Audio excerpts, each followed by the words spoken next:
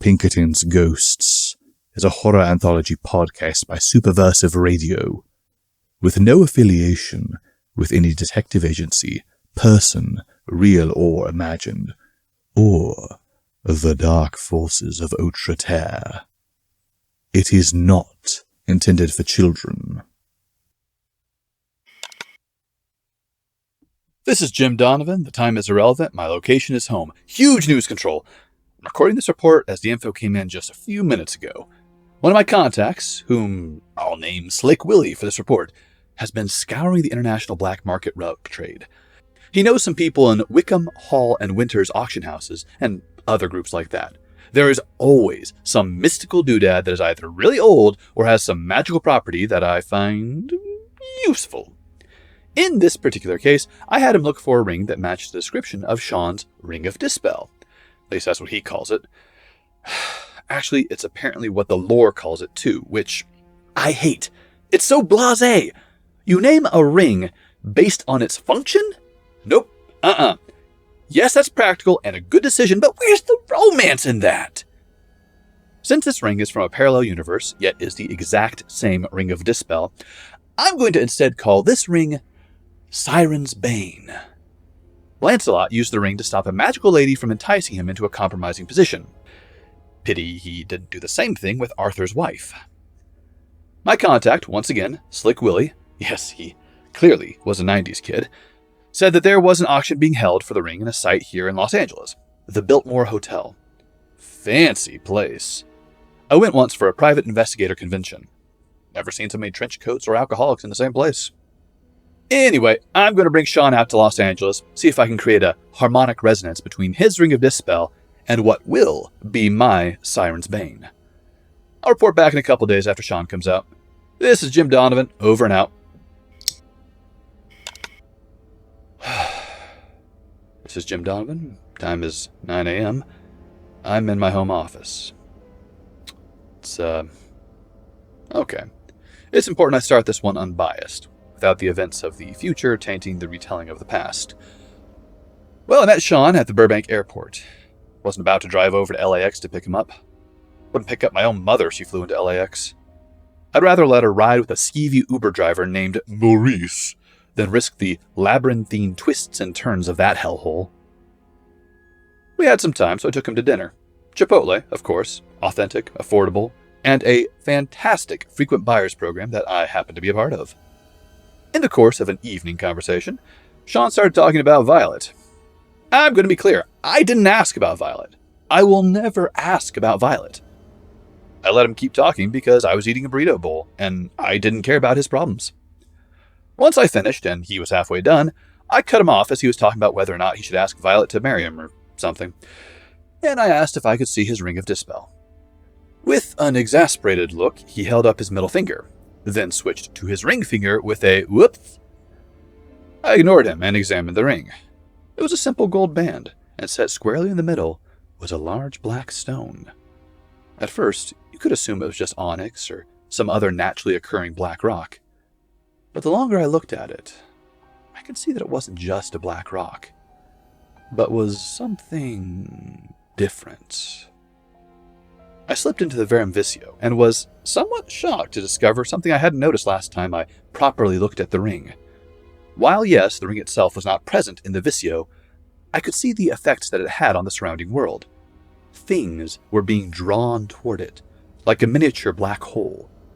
It carried with it a force of inevitability, like it was here before the world began and would be here long after the elements burned away. I realized something as I stared at this, something I probably should have realized a couple days ago.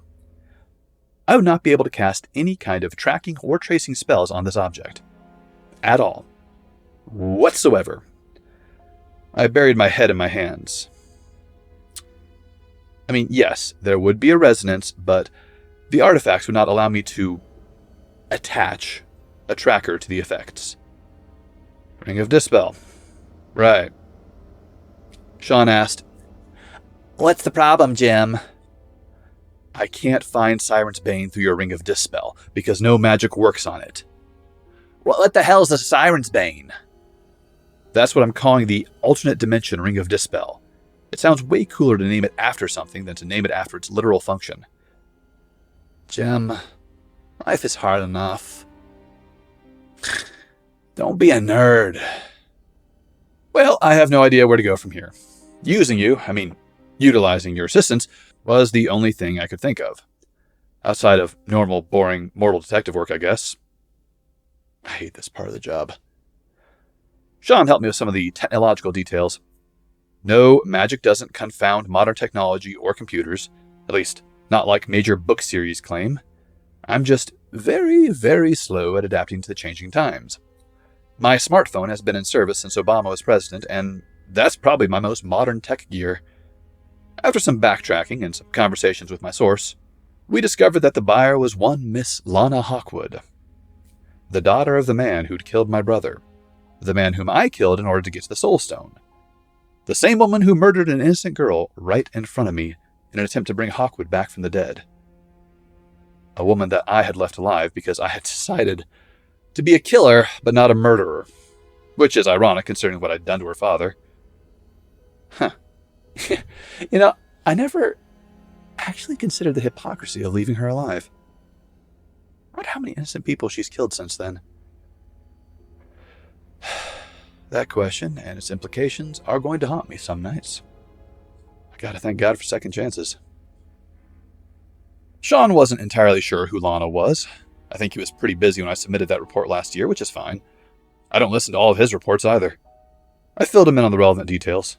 Who her father was, how he'd incited my brother to commit suicide, how I tracked him down, got him drunk, then put a bullet in his back.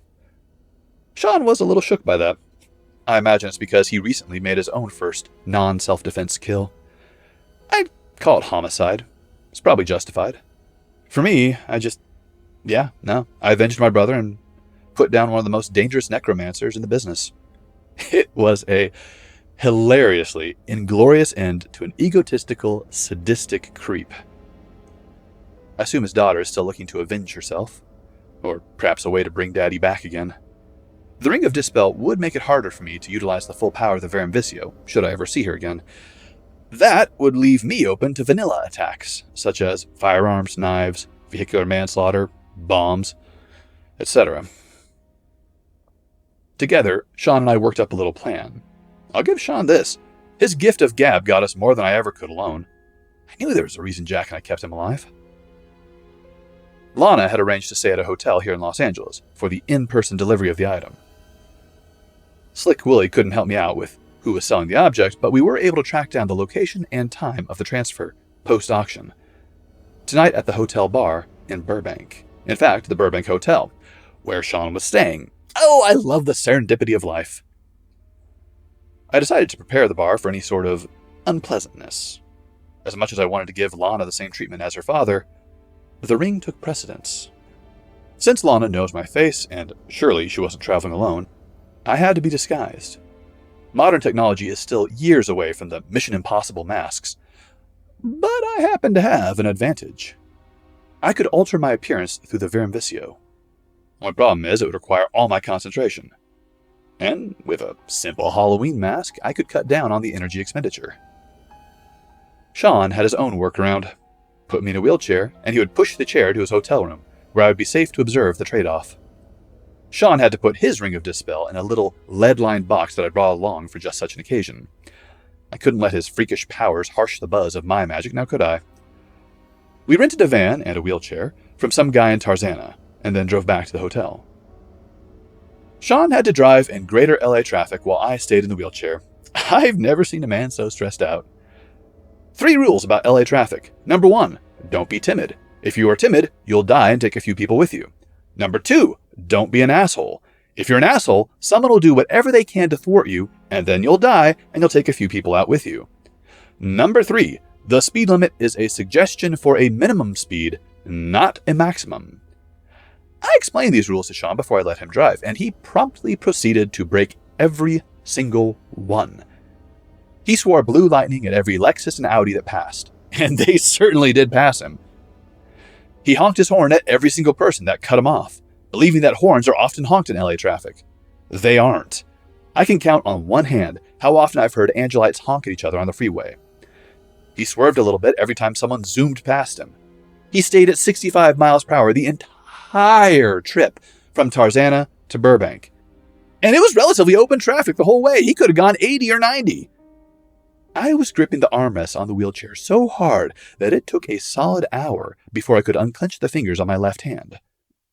Admittedly, it did help sell the illusion. Finally, after what felt like a geologic epoch, we arrived at the Burbank Hotel. As Sean pulled up to the door, I slipped into the Verum-Vicio and grasped the lines of reality. I had the Soul Stone on my lap and covered it with a very dense blanket. No one could see light seep from the stone. As I saw the threads of reality, I reached out to grab hold of the ones that affected how light reflected off my physical form and bounced back to everyone's eyeballs. I tweaked the light. My mask became more real than real. I made myself look like an octogenarian who drooled, head lolled to the side. Sean opened the door and let out a little shriek. "Gah! That's very good, Jim. I didn't know you could do that." I didn't say anything. It required too much effort to maintain the illusion and begin setting up my observation. "All right, blink once for yes, twice for no if I've got the plan wrong. I bring you inside, leave you in the bar area, and then go park the car." I blinked once. "All right, so there is a little wrinkle in our plans. The conference center next door, apparently there's a meeting of men from the California Masonic Lodges. They look normal, though. It's a good thing Jack isn't here, or the whole mission would be scrapped. Gotta say, I like this mute version of you. The drool especially brings out your wisdom and intellect." I risked messing up the illusion by slowly giving Sean the one-fingered salute. He chuckled, and we went inside. While attempting to keep the illusion focused on portraying a man with a 1,000-yard stare, my own eyes were darting every which way, taking in as much detail as I could. Once we arrived at the hotel bar, just beside the lobby, Sean parked me next to the entrance and explained to the bar hop that he'd be by to take me to the room after he parked the car. I took in my surroundings while sitting there, absorbing every last detail, getting myself familiar with a place that I'd never been before. I sank deep into the Verum-Vicio, to a realm of theory that I had not yet had time to put into practice. I gotta say, Control, that's kind of becoming a habit, isn't it? Magic is more or less the realm of imagination, where what you can imagine can be possible if you think of a good enough way to make it happen and if you're willing to pay a price. I chose to separate a tiny chunk of myself and plant it in this corner. Just a fragment of who I was. As this was a pretty big ask, I knew that it'd have to be a surprisingly large chunk of me. I couldn't forget a memory, but I could lose an emotion towards a memory. I chose to forget how I felt the day I asked Marie out, and she said yes. It was both a sacrifice and not, because I'd rather forget as much about her as I can. I know that a piece of Jim Donavan is separate from the whole, and wandering the halls of the Burbank Hotel. I hadn't considered this, but perhaps that's how some poltergeists are made. Oh, crap, I'm going to have to go back and exercise myself, aren't I? Oh well. I had to do this. I had to, in essence, be in two places at once, so that from a remote location, I could spy on the transaction that was about to take place here. Lana could not see me, or everything would be ruined. But if an invisible fragment of Jim Donavan was spying on her, then not only would she never suspect, but I would gain everything I sought. The cost was not small, but there are some things I just don't want to feel anymore. Time passed in a haze. I felt my body being pushed and could see it. But at the same time, I could see the bar, the bartender, the patrons, everything. I could see the grains of fake wood on the bar. I could see the cushions on the bar stools, and I can tell you, they are made of a synthetic cotton polymer. This was definitely an ability I'd have to tap into more often. I watched people come and go. There were a lot of them, because of the Masonic convention. I watched the bartender mix drinks, and waiters and waitresses bring orders to patrons, seated and standing. Suddenly, I could hear, as though underwater, Sean speaking to me. He said, "It's about time, Jim. You be okay up here alone?" I guess I have been swimming in the streams of the Verum-Vicio for a little bit too long. Didn't realize it. I snapped back with a start, and took several deep, panting breaths. My head was swimming. I gasped out to Sean and said, "Talk to you in your mind." I settled myself and said, "I'll be able to tell if it looks like it's wiser to steal the ring at this time, or if it's better to take it from her in her room before she leaves." "Alright, Jem. Listen, if I don't make it back, would you give this to Violet?" He handed me a little envelope. I rolled my eyes and stuffed it in my pocket. He's so dramatic, he makes me want to puke. I sank back into the Vermvicio. I reached out for the part of me that I had separated. My consciousness fit back into it like a pair of well-loved sneakers. I heard laughter, the clinking of glasses. I saw flashes of light as phones took selfies in a dimly lit room. I saw Sean as he arrived. He found a table and ordered a seltzer water. I keep forgetting he's on the program. His table was in a dimly lit portion in an already dark room. I didn't notice the time, but judging from the large windows, the shadows were long, and the sun was definitely setting, if not fully set. Showtime. I waited for what felt like an instant, but could have been an hour. Lana Hawkwood walked in, wearing a tight cocktail dress, the skirt riding just below where her hand met her thigh. She's got nice legs. I'll bet she jogs. The rest of her was practically poured into the dress. I gave her a good long look, just to make sure she wasn't concealing any firearms, of course. She may be evil incarnate, but that doesn't mean she isn't a Los Angeles 10. I wondered how much was natural and how much had been crafted by bizarre biomagics. I shifted my vision back to Sean and whispered into his mind, "The blonde in the black dress. Try not to drool." His head jolted and he grit his teeth in shocked agony. I noticed a trickle of blood come out his left ear. I guess I didn't whisper as softly as I'd intended. Okay, confession. I wasn't talking to his mind, I was vibrating his eardrum. I'd have to make him a really nice magical trinket later in recompense. Actually, I could make a magic trinket that would allow us short-range communication with each other. Yeah, that's a good idea. My attention was distracted by a waitress dropping a plate, so I missed his entrance. I couldn't even see his face. It vibrated and shifted like a Picasso painting. He looked human in the Vicio, but barely. No one noticed. Whoever it was that Lana was meeting was going to keep his anonymity. He walked up to her table. Lana had seated herself while I was distracted. I could see magic rippling from an earring here, a bracelet there. She was a walking magical arsenal. The anonymous man sat down next to Lana without a word. I could not see him, and every time my ethereal eyes should have scanned his face, they passed over, like an anorexic girl passing the mashed potatoes at Thanksgiving. I could, however, see him bring out a little jewelry box and hand it over to Lana. That box was very real. He didn't say a word. The entire time, I can't even swear I heard him breathe. He handed her the box, and then took his phone out of his pocket. Lana opened the box and took out the ring. She slipped it on over her left middle finger. She looked around at the bar. The second I saw her about to put the ring on, I moved my ethereal form behind her so she couldn't see me. I'm not sure about the rules of the Gift of Elisha, to see the Autre Terre, of course, but better safe than sorry. All her magical trinkets went dark when the ring went on her finger. Fascinating. She then looked toward the man and said, "Ah, yes, so it is real." The man nodded and gestured to the phone. Lana took her right thumb and pressed it on the screen, wriggling it back and forth to get a good print. When she was finished, he picked up his phone, inclined his head towards her, and left. I tried to follow him, but I couldn't leave the bar area. By the time I had returned, Lana had slipped the ring box into a little clutch that she'd carried in with her and was starting to leave.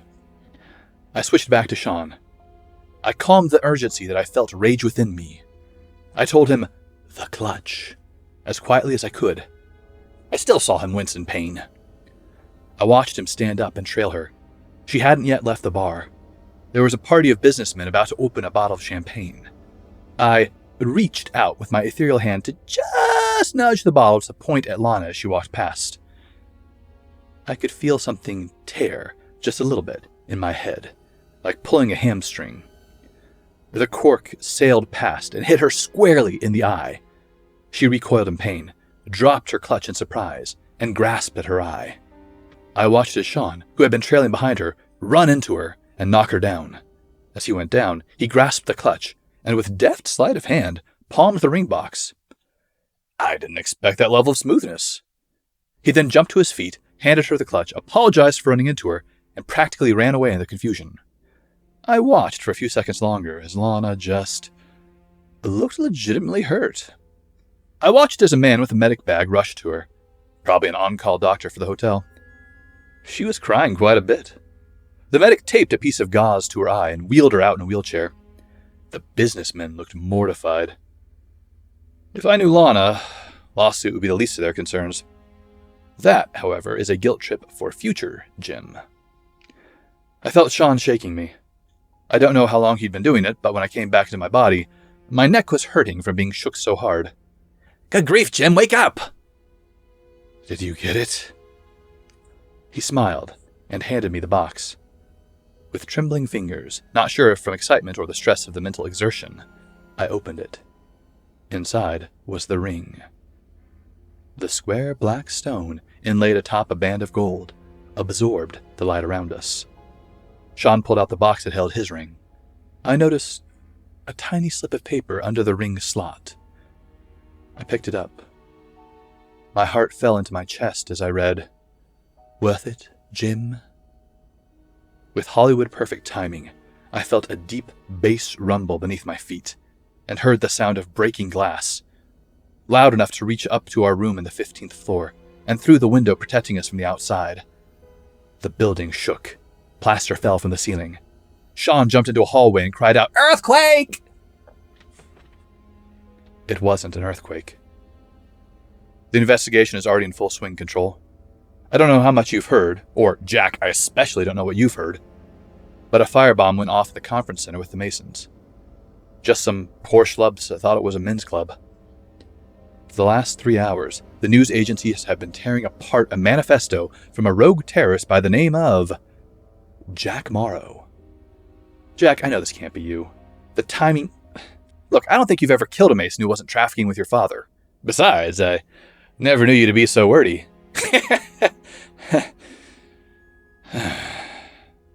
I don't know what other evidence they have beyond the manifesto, but you better lay low.